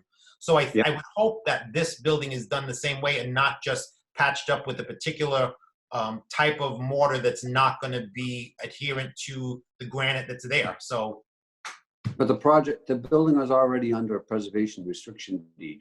It's already supposed to be meeting Secretary of Interior standards. So okay. that should be understood. Okay. If it's not done, it's their failure. Is there going to be an architect under this project? I don't think it needs an architect for masonry repairs. From what Mr. Gallagher had said to me before when we talked about some of the historic preservation projects that they were doing in the city, they have Stark Architect as the city architect who was overseeing like any of the city projects. I don't know if that changed, but I know that as of my conversation with him around the holidays, that's what he had said. Okay. So the $50,000, where is that going to come from? Oh, come from historic preservation, and I think we need to amend the school administration project and reduce that by $50,000. So We have a little bit of funding left in preservation, like 5,000 or we something. have 11,000 left, but I think we should make I think we should make a motion first to rescind the school admin building by a certain amount. I think we should clear that up first. Then we'll know what we have in the account, and then we can refund that appropriation. So I would like to make a motion somehow. If you make a motion to decrease the amount of funding on the school administration building first, pass that vote, and then go and fund this project. I make a motion to decrease the funding in the ad building from 260, its original, down to 210 funding. We're going to, can we do the 220? Because we can squeeze out another 10. 220? All right, that would still work. Okay. But so just so we'll know that we'll end up with like less than $2,000 in the account, like in the FY21 account. So it's really cutting it close, I think. But won't we be getting back 40,000 from the Marine Museum? Eventually. Yep. So if we just want to, that's fine. We'll just clarify the vote one more time. Go ahead, John. Okay. Make a motion to rescind the funding of 260 on the ad building down to 220,000 funding. Do I have a second? I'll second that. Oh, Kristen, I'll let you second it. Okay, I'll second. Any discussion on the motion? So we're going to take a roll call. The roll call is to decrease the funding of the school administration project from 260,000 down to 220,000 that we originally appropriated. So a yes vote would be to decrease it, the school admin amount by 40,000. Do I have, I'll take a roll call on that. Jim Soul says yes. Jim Souza says yes. Paul Machado, Yes. Al Lima, Yes, Kristen Cantera Oliveira, Yes, Victor Farias, yes, and John Brandt. Yes. Okay. The motion carries, passes unanimously, which brings us to funding in the preservation category of, I believe, $51,927. Is that correct? Any idea, anyone, or does anyone know? Can anyone help me? Okay, yep, I'm going to right now tell you, you have spent 657,155 in historic preservation. You've spent 75,900 in open space. So open space will have a balance in it of 54,343. In housing, you have spent 131,250. And what's our balance in the preservation or the other category? Okay, let me just calculate that.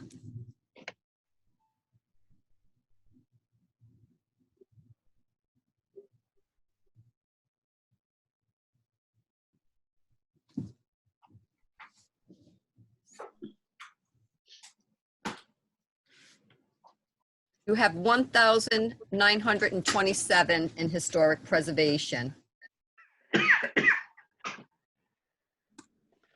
And Is that right?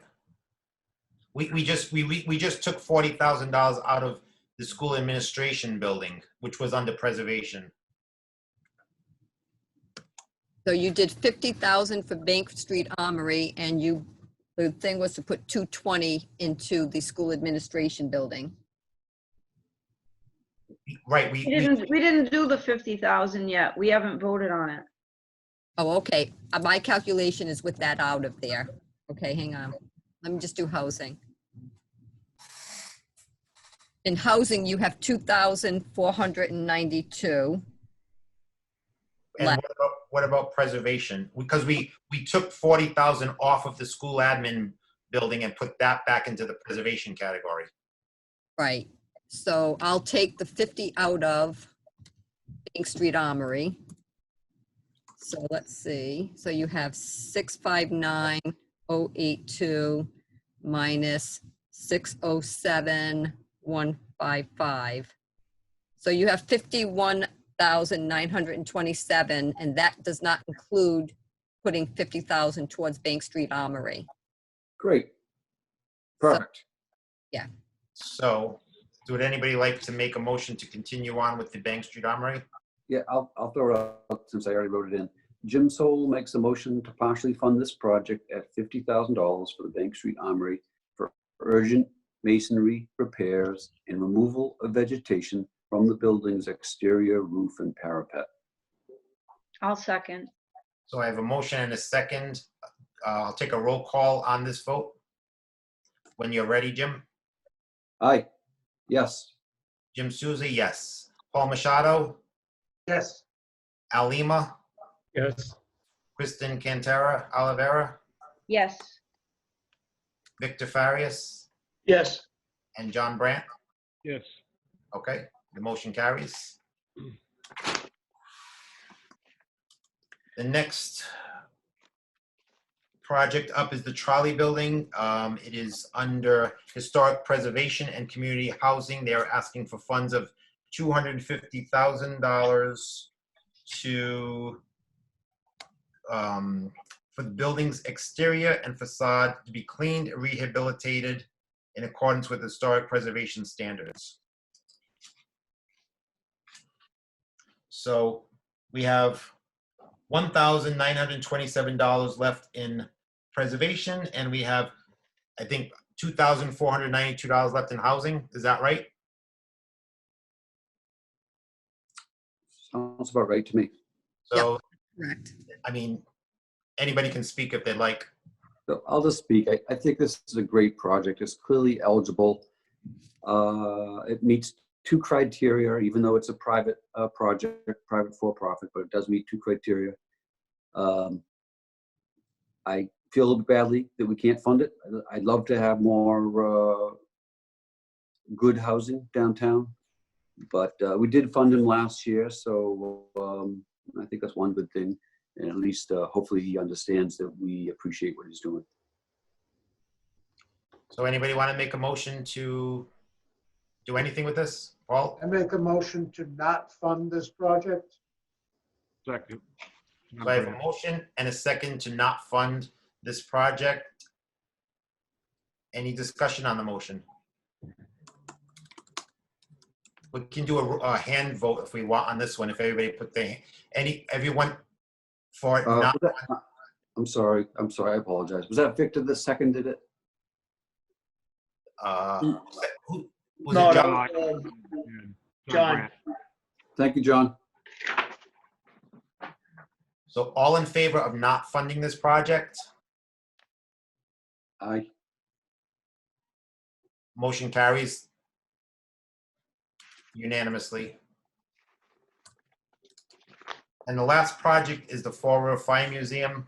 I mean, it fell to the bottom. I mean, it received all threes from all of us. And I believe the problem is on this one, as we saw in the past, they still have a project from 2 years ago that hasn't even begun.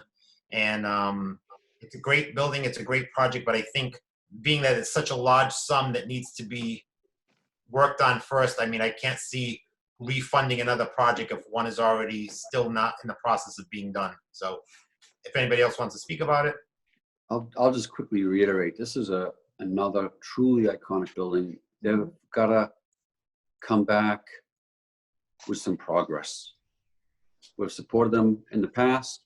I would support them in the future, but the past work that hasn't caught up in this issue is this ongoing issue of not being clear is a problem.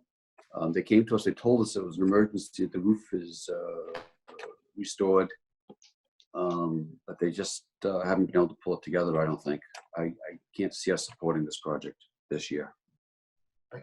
I think the ownership issue is important also. Right. It's unclear whether they own it or the city owns the property.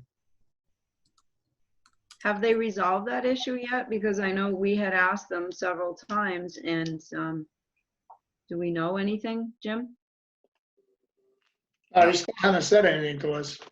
No, I mean, we've asked. I mean, I do think it's their responsibility to like work out the kinks between who owns it, city or the nonprofit fire museum. I mean, we're not, that's not part of our purview to do that, I don't believe. We're here to like look at the project and make our best estimation on whether it's, you know, worthy of the funds or not. But being that we don't know where the funds are coming from or who owns the building. I mean, if the city owns it, it's got to go the route of RFP process. And if it's a nonprofit that owns it, they just need 3 estimates from a contractor. So it's quite different. So the funds, you know, if it goes through the RFP process, probably going to cost more. And that's okay. And we would pay for that if they need to figure that out though. So. And that's it on that one. Do we want to make any motion to do anything? I'll make a motion to not fund. Sorry, Kristen, I didn't mean to talk over you. No, that's okay. I'll let you second it. Okay. All in favor of not funding this project? Motion carries unanimously. And that's the end of the FY20 projects. The last item on our agenda is the deed restriction, the updates, and the legal requirement discussion. So I don't know if someone wants to take the ball and talk about this one first. I don't mind starting. It's Paul's fault that this is on our agenda. I say that kiddingly.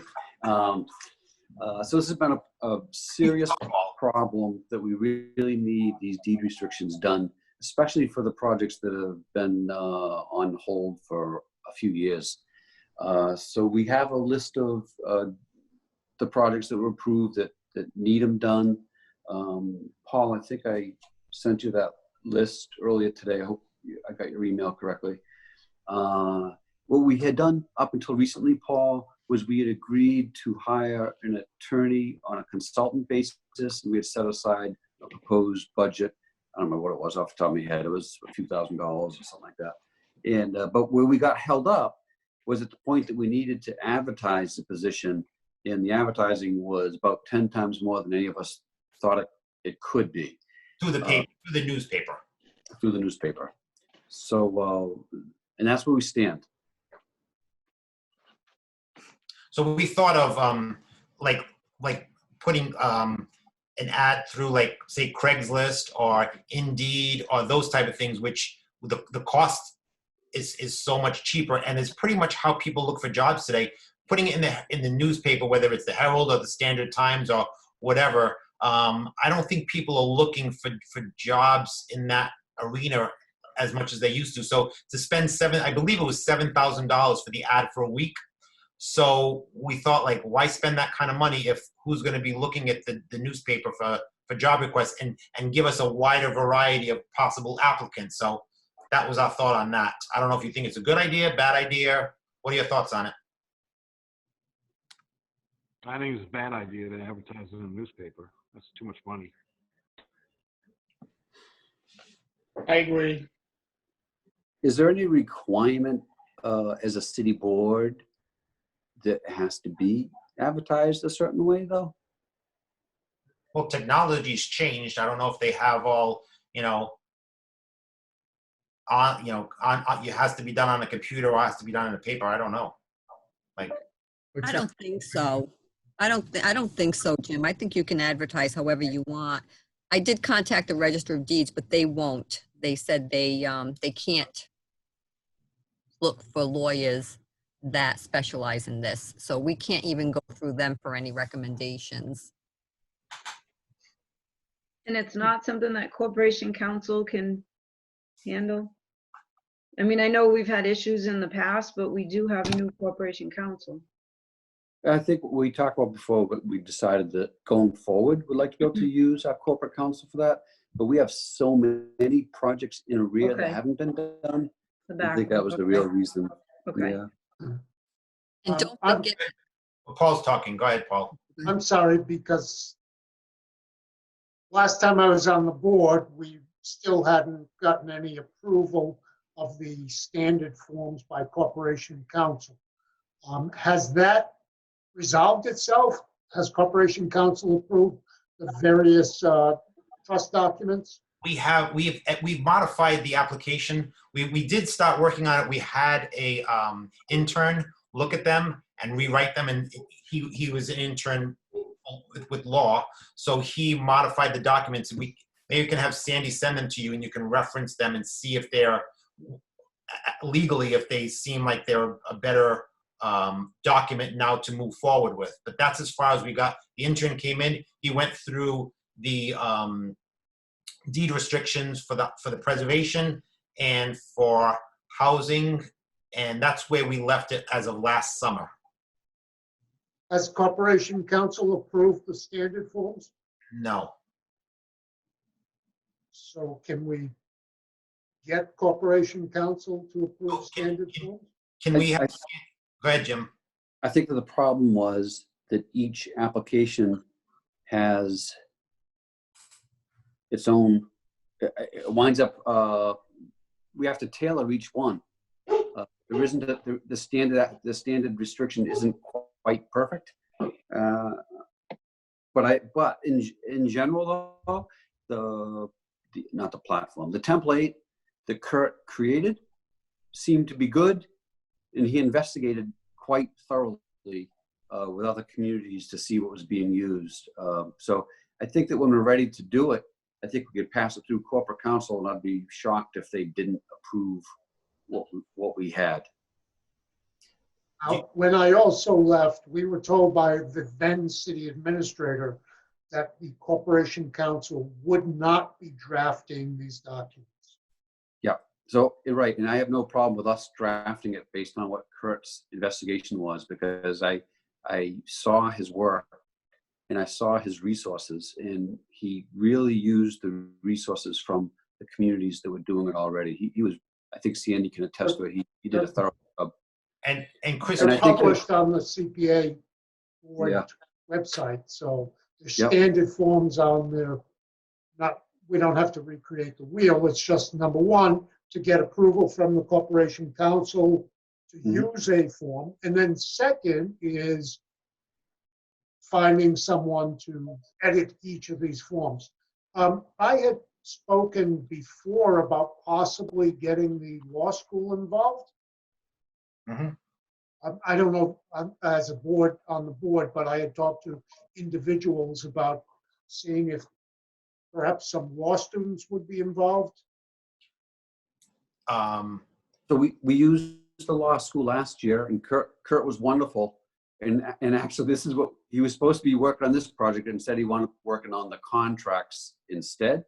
So I'm not against using the law school, but they were a little bit limited for the summer months. They had the intern program also extended past September, but they couldn't commit to it at the time. Paul, what would be your recommendation at this point? Because I mean, the other thing too, we also have a new administration with a new corporation counsel. So should we try and reach out to them first, see what they say? If they tell us, like the last one, that they didn't have the time or couldn't do it, then we can move forward.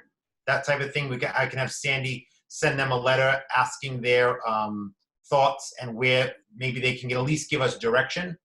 And we Well, can, I would suggest, and you know, I mean, if the board wanted to set up a subcommittee, I would have no objection to contacting Corporation Counsel, seeing if he can approve some standardized deed restrictions. See if we can discuss that, and then potentially contact the law school to see if we could initiate a clinic with the law school and have them do the updates and the specific So, deed restrictions. so we had a subcommittee with I think Jim Soul and John Brandt had started the process. Is that true? Is that from what I remember correctly? Yes. So do you want to join them and just the three of you become that committee? Oh, I didn't know that already existed. So, Well, yeah, but we've been on hold, and the last we talked, we had leaned away from the law school. I think we actually should use the law school for more work this summer. But I think this particular project, we keep dragging it out, and I think we need someone. I'd really like to see us pay someone to get these past project restriction deeds done myself.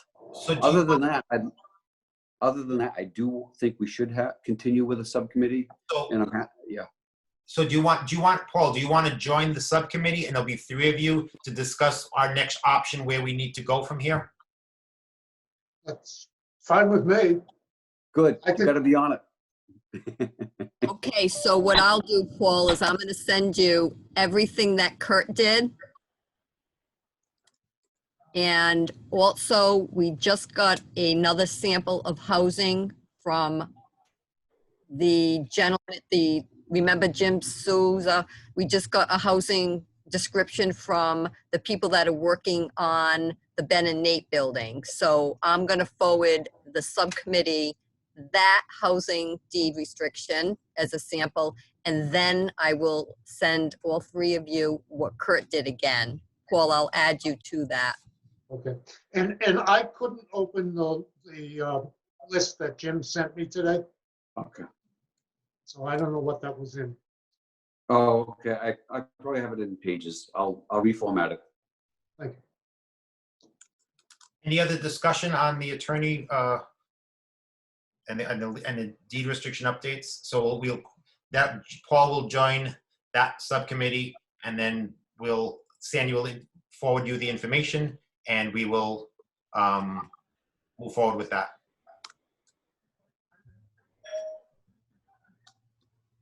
Any other discussion? So that's the last item on the agenda. I'll speak with Sandy. We'll come up with a new date, and we'll email everyone and come up with a new agenda for probably another Zoom meeting. Okay, then I will start working on the final report and the appropriation order to the mayor and for the city council. I'm also going to send all of you the spreadsheet that I was working on while we were on this Zoom meeting so that you can all review it before I start the final report and the appropriation order, okay? Would anybody like to? Victor, would you make a motion to adjourn? I'll make a motion to adjourn. I'll second that. So I have a motion and a second to adjourn. All in favor? Aye. Aye. Motion carries. Thank you, everyone. Good night. Thank you. Thank you, Jim.